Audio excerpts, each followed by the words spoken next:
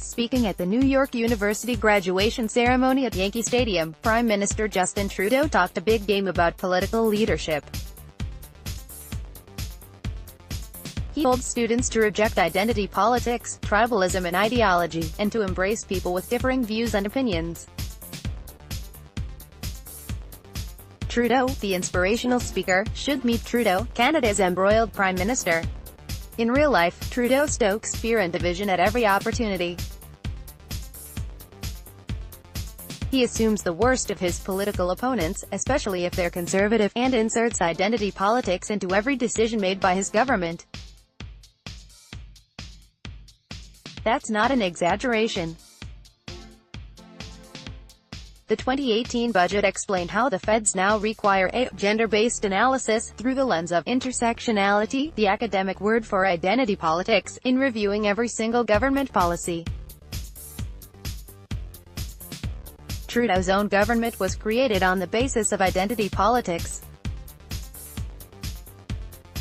He used a quota to ensure that 50% of his cabinet positions were held by women, promoting several ministers beyond their competency and leaving them to fail in positions they were never qualified for in the first place. Why would he govern our country this way? Because it's 2015, he said with a smirk. Trudeau's use of identity politics has been appalling, but that wasn't even the worst contradiction of his "sunny ways" address. Trudeau's government is facing a constitutional crisis, a crisis of unity, the rule of law and of Canada's very purpose as an economic union. And yet, our Prime Minister has prioritized yet another international junket, this time to speak to privileged American students at one of the world's most expensive schools. Forget leadership, it's always about headlines and selfies for Trudeau. Meanwhile, back on planet Earth, Trudeau's finance minister was left to announce a desperate scheme to restore confidence in the Trans Mountain pipeline. After months of inaction and a refusal to stop illegal blockages of the pipeline, the Trudeau government is now resorting to bribing Kinder Morgan with taxpayer dollars. But Kinder Morgan doesn't want a handout, it wants Canadian laws to be upheld so it can move ahead with its project, the one the Trudeau government already approved. Under Trudeau's watch, radical ideologues and foreign-funded protesters have set the agenda and derailed the system.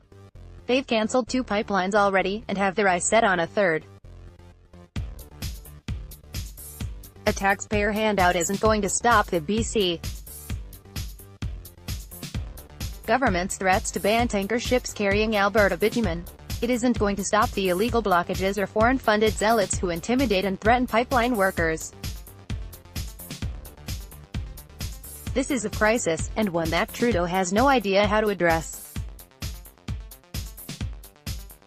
And rather than standing up for Canadians, especially the hard-working folks who work in the natural resources sector, the backbone of our economy, Trudeau prioritizes his own international junkets and speaking gigs.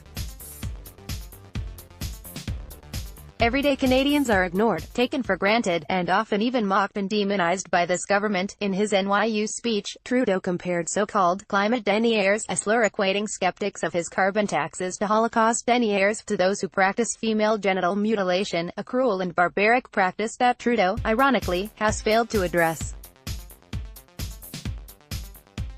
Trudeau's environment minister said she has no time for folks who disagree with her on carbon taxes, and his finance minister called these same people Neanderthals. How can Trudeau boast about his leadership when he doesn't have the faintest clue how to lead Canada's energy policy through this crisis?